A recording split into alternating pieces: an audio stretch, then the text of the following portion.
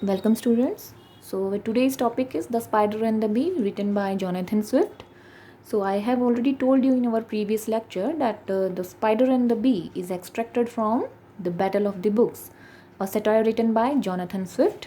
So let me first give you a background of the story, The Spider and the Bee. So this is extracted from The Battle of the Books, a satire written by Jonathan Swift. And why it was written by Swift? Because there was a dispute was going on between scholars. Some of them stated that ancient writers were far superior to the modern writers, and some of them stated that modern writers were superior to the ancient writers. But Sir William Temple, who was the patron of Jonathan Swift, he took the side of ancient writers. So Swift also followed him, and he wrote The Battle of the Books.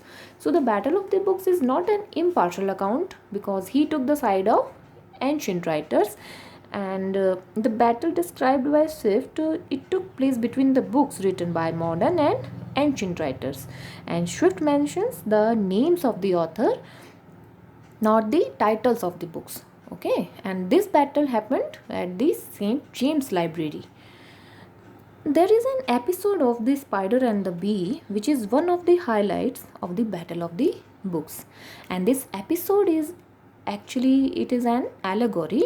And allegory is something in which the characters are symbols of something else, and here in this episode, spider symbolizes the modern writers and the bee symbolizes the ancient writers. Now let's begin the text. Things were at this crisis when a material accident fell out. So, the battle was going on between ancient and modern writers when this important material means an important or real incident happened. For upon the highest corner of a large window there dwelt a certain spider.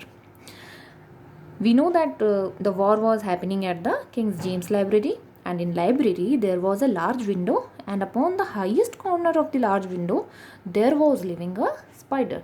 Dwelt means living, a spider, swollen up to the first magnitude by the destruction of infinite number of flies. And spider had swollen up by eating too much, and her size had got too big. So she got swollen up by consuming too many flies, and she had killed and eaten innumerable flies. Magnitude means size. Infinite, innumerable numbers of flies, whose spoils lay scattered before the gates of his palace. Spoils means remains. Scattered before the gates of his palace. Palace, यहाँ जो palace word आया है वो उसके web के लिए आया है, cob web of the spider. Okay, so the remains of the flies lay before the gates of the spider's palace or his web. In this line he is saying that whose spoils lay scattered before the gates of his palace, like human bones before the cave of some giant. It was just like in the same way as the bones of human being lie before the cave of some giant who had eaten the flesh of those human beings. ये उसी तरह था जैसे कोई giant human beings को devour करने के बाद उनके रिमेन्स अपने केव्स के बाहर छोड़ देता है. It was just like that. Okay, the avenues of his castle were guarded with turnpikes and palisades. So avenues means paths, raste. Okay, the paths of his castle, they were guarded with gates and iron fences. Here turnpikes means gates, actually toll gates, and palisades is iron fences. Fence means घेराबंदी करना. Okay, so palisades means iron fence. Okay, so his parts of his castle were guarded with gates, and palisades means iron fence. Okay, all after the modern way of fortification, and all these gates and fences had been used by the spider as a defense against any invasion or attack, and he used all the modern ways for the fortification of his castle. What do you mean by fortification? in Hindi you can say कीला बंदी करना. Okay, after you had passed several courts you came to the center.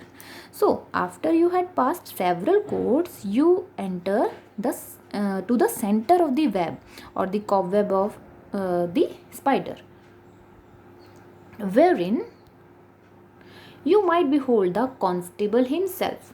Here constable is defender. Defender, who is defender? The spider. Okay, you might behold, behold means see, the constable himself in his own loggings. So when you enter in the center of the cobweb, you might see the defender himself, the spider, who is living in his own dwelling. Dwelling is आवास जिसे हम कहते हैं, या जहाँ वो रह रहा था, स्पाइडर जो रह रहा था, in his logging, which had windows fronting to each avenue, and his dwelling place had windows fronting to each path. Avenue means path. And ports to sally out upon all occasions of prey or defense. And there was outlets. Ports जो word है यहाँ जो आया है, it means outlets. Okay, to sally out means to come out or to exit.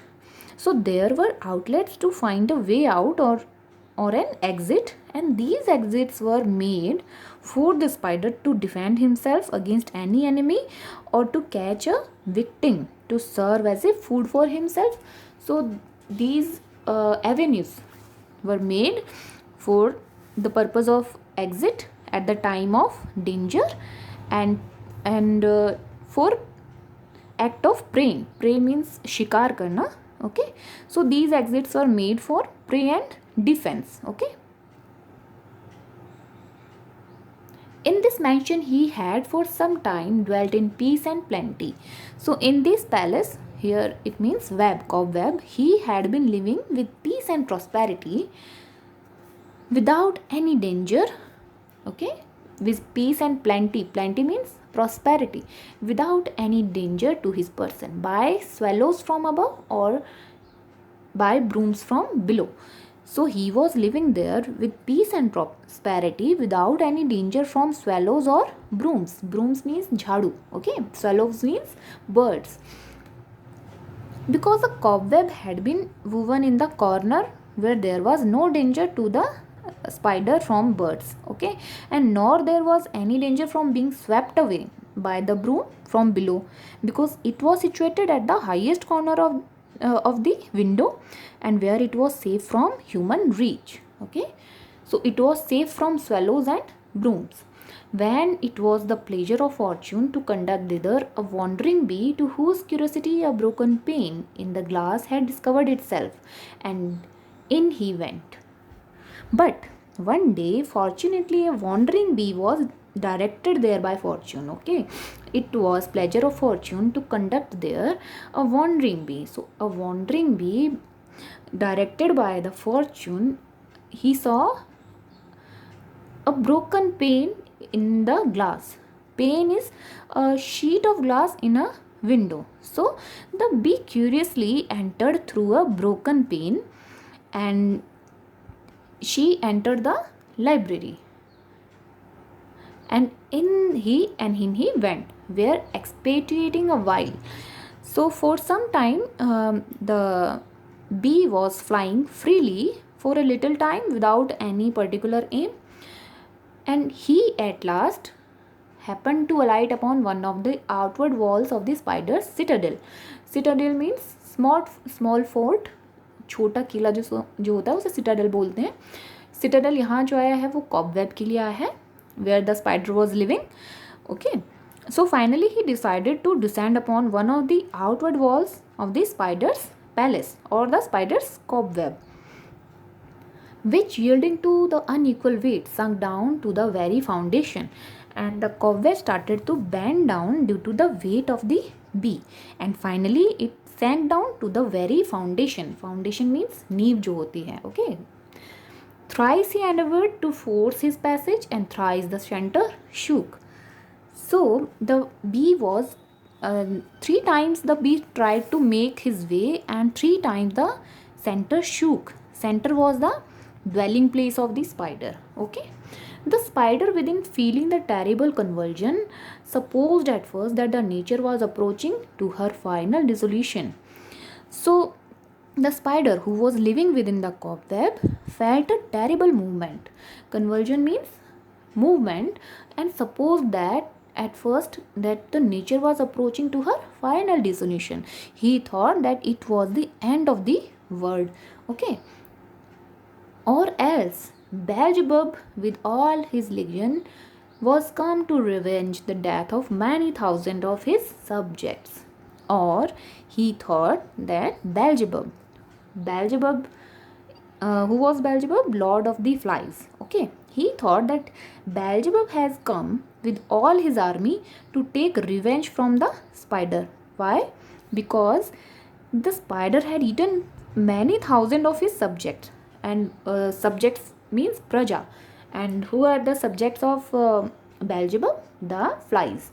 Okay, he thought that Beelzebub himself has come to take revenge from the spider, because he had consumed so many of his followers or so many of his subjects, whom his enemy had slain and devoured. Whom this enemy is spider, because this enemy had slain, yani murdered and devoured and consumed, because the spider had murdered and consumed so many of flies, so that Beelzebub himself has come to take revenge from the spider.